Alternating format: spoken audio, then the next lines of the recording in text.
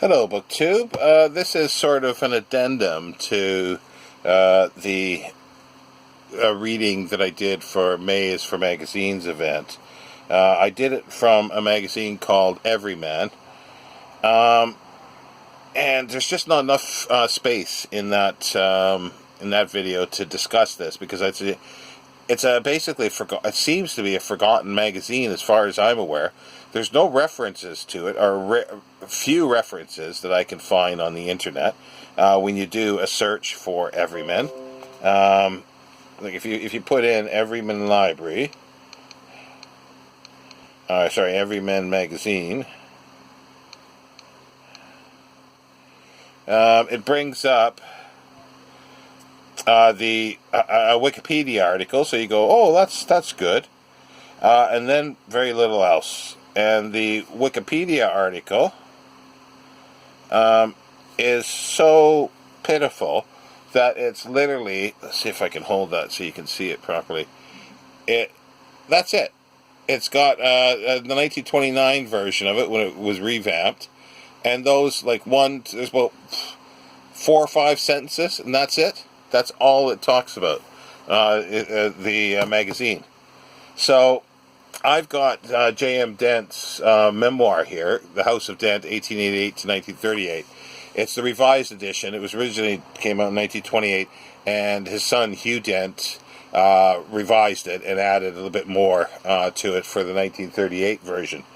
Now, and he goes into some detail, not a huge amount of detail, but he at least more than the Wikipedia page on the start of the magazine. Now, it was something that it seems like he was thinking about for quite some time, but in late 1911 he suffered a heart failure, and it was after moving into the new premises, Aldine House, in Bedford Square. And but the interest again sort of started to take shape and form in 1912. And he says here, I had long wanted a journal which should help people to know the value of literature in everyday life.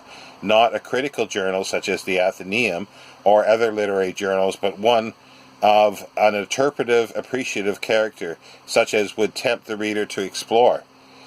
It was not to be confined to English literature, but to be cosmopolitan. It was also to keep before its readers the great store of classical literature of the past by including appreciations of old masters written by well-known literary critics. This were to be its main objects, and touch was to be kept with everyday life in a resume of the week's events with criticism thereon. There were also to be articles from foreign savants in literature and art, etc., but the chief idea was to foster a taste for books among the proletariat and bring a sense of culture and refinement into the houses of the people. Mr. Reese and I discussed the idea time and time again, and we got out a dummy copy, but I could not satisfy myself nor light upon an editor sufficiently versatile and cosmopolitan for my purpose, so the idea lay dormant for a year or two. Now, Reese was the editor of the Everyman Library. And then he says, but in 1912, I received a letter from Dr. Sirens saying that he had some ideas which he thought could be worked out best by our house, and asking me that when I was next in Edinburgh to stay with him and talk them over.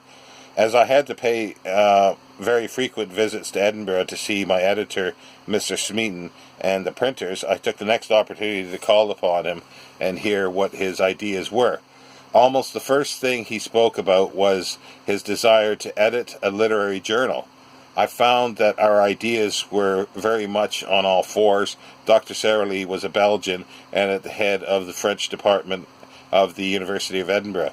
He was a linguist and in close touch with the continent, and was able to get contributions from scholars and literateurs of several nations. He was well versed in English literature and continental politics, and moreover was a fluent writer and with some experience in journalism. He seemed to be the ideal editor for my purpose, and soon we had arranged to start the enterprise at the earliest opportunity. We were to use the title Everyman, and thus connect it with our great library.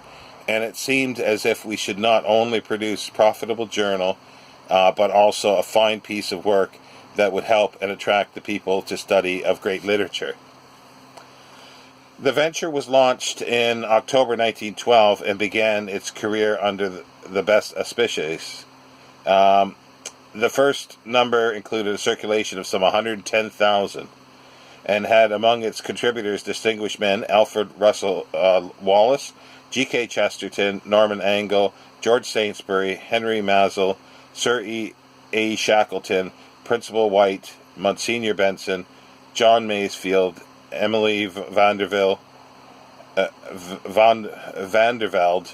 Hilary Belloc, Bernard Shaw, H.G. Wells, Rudolph Akin, and Sir Sidney Lee. I was delighted at its success, and for a few weeks the editor worked hard, and there seemed hopes of founding a really permanent and valuable piece of work. Owing to causes which need not to be particularized, there was constant friction between the editor and myself, so that in April 1914 we agreed that he should buy the paper from the firm and conduct it on the same principles which inspired its start. I need not say how great a disappointment this was for me. I had great hopes of doing a real service, that I must confess to, that I had built something on having an influence in public opinion and having a voice in public affairs for good. But the Everyman paper was not the only matter for which we engaged Dr. Sorley, and he goes on and talks about problems that he had with some French translations series that they were doing. And then he goes on a little bit later and he says, and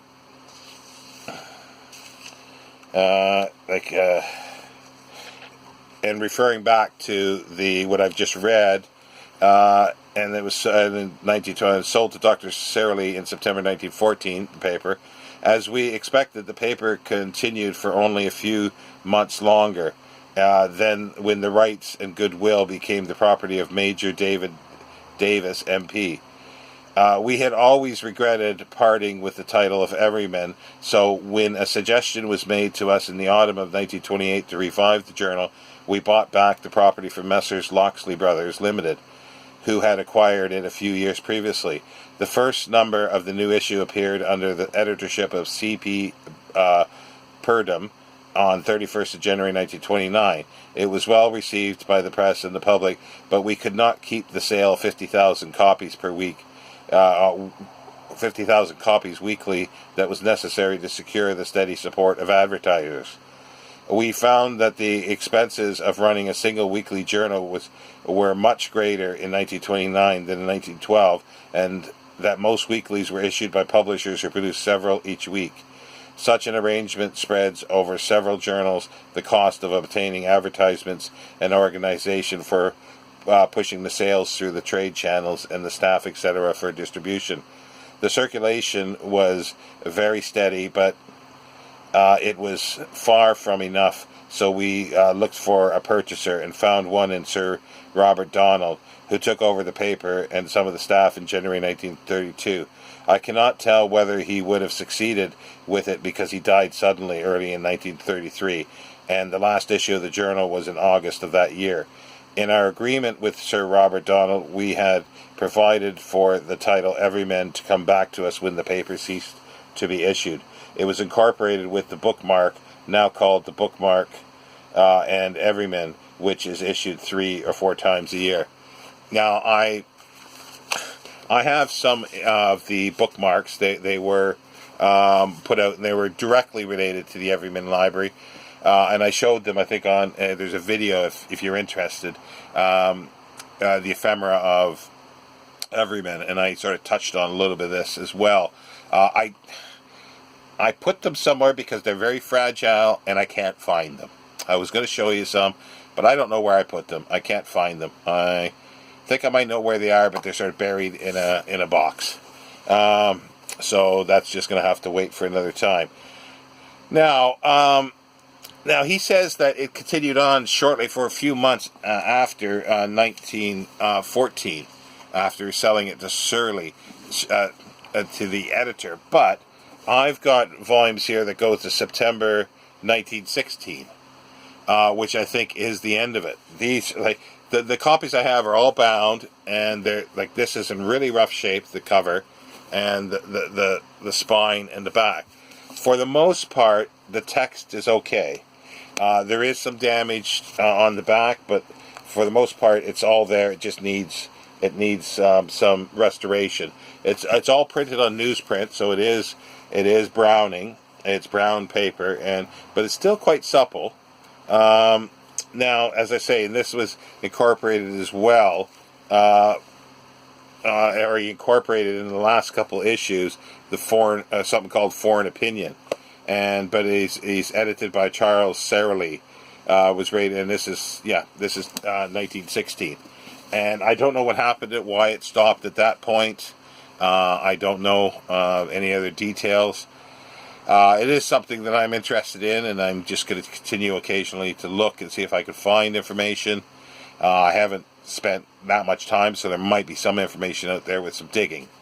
So if anybody finds anything, do let me know. But it's not for, as I say, I haven't spent a long time looking for it. But I can't find any of these for sale. I've got a set that came, like there was, from what I understand, there was a whole bunch of books that were found somewhere, like sort of found in a crate, and they might have all belonged to Charles Sirens, because in there was a set of Victor Hugo's Les Miserables, and these are rebound in quarter leather with marbling boards, paper covered boards, and marbling on all the edges.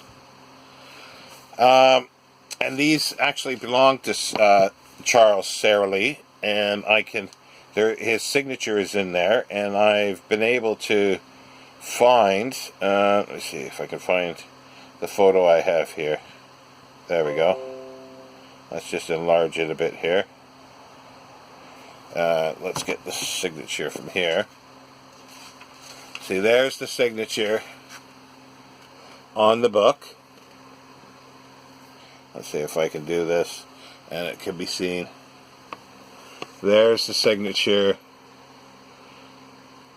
So it is, I don't know why anybody would think of ever, faking a signature on Les Miserables. It's the second English edition. Now, I did find that the Keele University Sirens was born in 1870 and died in 1950-ish, somewhere there. The Keele University, which was a very new university at that time, purchased his library for like £1,300 or £1,400 at the time, but it says with 120,000 items. Now, obviously, that's going to be letters, papers, and all sorts of stuff. Not 120,000 books, I don't think. But I don't think they got everything. But I can't, that might have disappeared somewhere else, from his library, or was sold before that. But the thing is, it just seems coincidental that it was with all these bound Everyman and his life, work, and books. And as I say, I can't find anything else. And I don't have any of the later ones that were started in 1929. I'd love to get those. I do want to get the rest of the bookmarks as well, which I can't show you at the moment. But no, it's an interesting little magazine that, again, I've never heard it referred to. I never knew it existed until, like I say, I bought this collection of Everyman library, and this was part of it as well. That was owned. The House of Dent was owned by the person who had the library and a few other ephemera. But this was apparently something completely separate. So I'm very chuffed. I'm very happy to have it. I do want to do something about getting it, restored a little more. And I do have. There's a couple of volumes that are duplicates. And the reason why I got those were just in case there was anything missing from other ones, so I'd make sure that I would have a complete set. And as far as I can tell, it would be complete because these were bound, as I say, this was bound in 2 volumes from October 1950 to 15 to April 1916, this one. And then this is April to September 1916. So I'm thinking that that is the end of that first run. And then it started again in 1929 for a couple of years. But yeah, if anybody does know any information about this or wants to spend the time on the internet, and then feel free and do sound out in the comments. Because I would like to know more information about this. And it's one of these things, I have a lot of these projects sort of in waiting for me to do things at a later date. I have lots of time now, but I'm not pursuing some of those. There's other ones that I'm doing at the moment. But these are projects that I definitely do want to pursue and to restore these a little better. Because if they are that rare, because they seem to have been newsprint, so they must be in library somewhere. And I haven't looked in WorldCat, and that's the one thing I'm going to do right now. Actually, is do a search in WorldCat just to see what they, if they exist in libraries anywhere. And if they don't exist many in libraries, then it is something that is quite rare. And obviously, Dent was he says how does he put it? He says that he wanted, let's see here. He wanted to foster a readership of literature now, but it's a good business sense. Whether he believed it or not, his ethos of, educating the everyman. His business was based on reprints, or reprinting dead authors, basically, in the public domain. So it makes sense to have a magazine that would have people would talk about this, and chances are, if somebody did a very, very careful analysis, he probably the articles that would be talked about and authors would be talked about, he would have republished those, reprinted those. And any that he hasn't, he's going to, and they're on the future list to do that. Chances are he will not talk, and they will not talk about authors that he does not reprint. That's maybe a bit cynical, but I suspect that's the way it would be, and it makes sense from a business point of view, and it also does sound a bit altruistic. But at the end of the day, he's a publisher, he's a businessman, so why not use it? And there's nothing, to me, I don't see anything wrong with that, especially if they don't, try to say that, the best translation is this because it's done by this, published by this, nobody else is, and then you're getting into conflict. But just to talk about authors and how great they are and that people should be reading them, I have no problem with that. But as I say, it depends on how the method it's done. Now, anyway, I've gone on for over 18 minutes with this, and I think I'll end it there. But again, if anybody has any information on this or any other comments, do feel free to sound out. I'd love to hear. Take care, BookTube. Bye.